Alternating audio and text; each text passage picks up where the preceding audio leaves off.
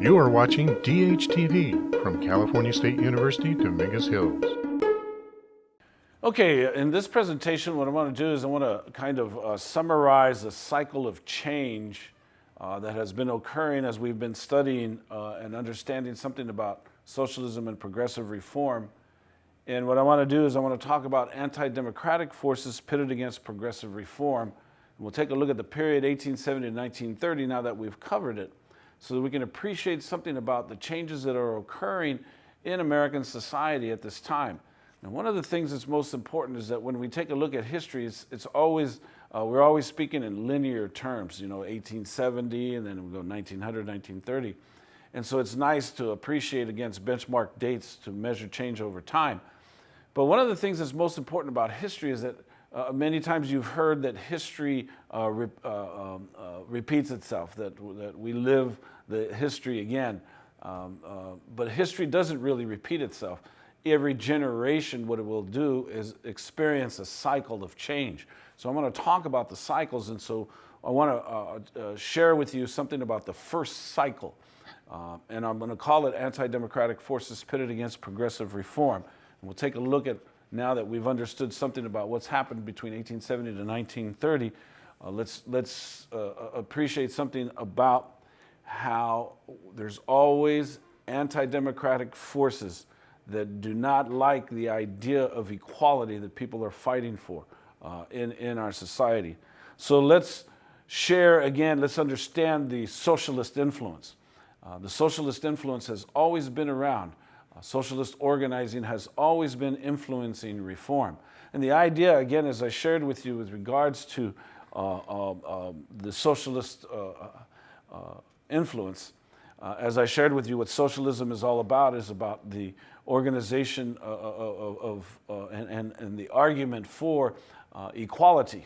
The socialist influence is very important, so you can't, in this next election cycle, you're going to hear about the right wing kind of condemning the Democratic Party, especially with regards to Bernie Sanders and it being socialist.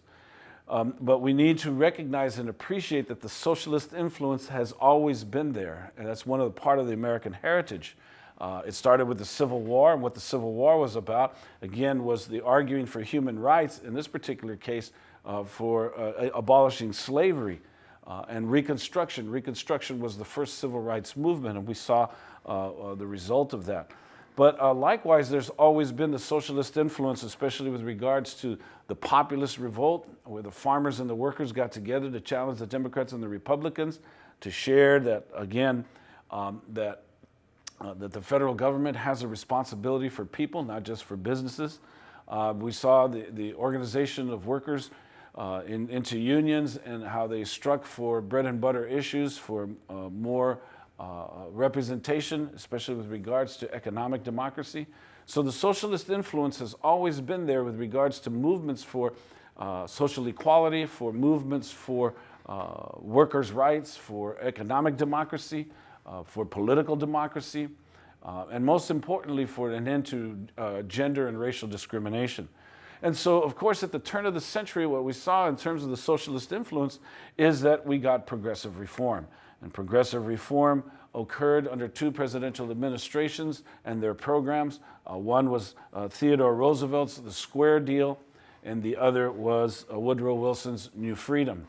Now, the Square Deal and the New Freedom could never have come about had it not been for the socialist principles of organizing society and having society gain their rights. And the whole theme behind this, of course, was to resist and survive.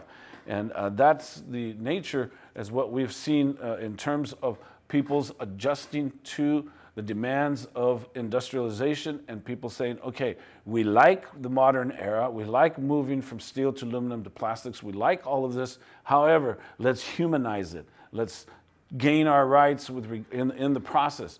Let's be more humane towards immigrants, towards children, towards women, and towards workers. And so we see that in terms of progressive reform. Now, there's always been a conservative reaction to the regulatory state. The idea behind it is to regulate businesses, that businesses can't get away with their indifference to the population. And so, again, you see that conservative reaction to the socialist influence. Again, anti-democratic forces pitted against progressive reform.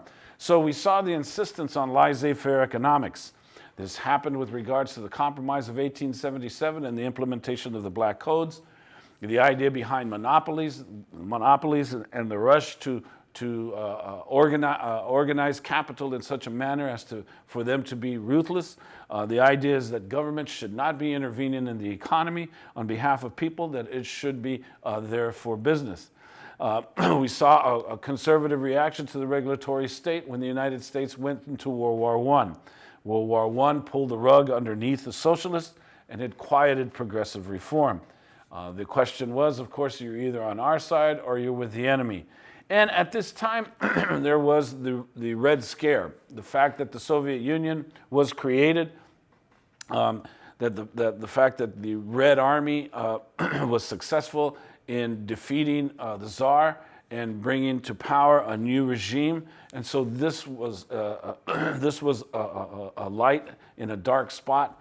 And so the Red Scare prompted businesses, prompted the federal government to go after anybody who was not, according to them, loyal to the United States. And it led to the 1920s. And the 1920s was an era where it was identified as back to normalcy, unfettered free enterprise, no regulation.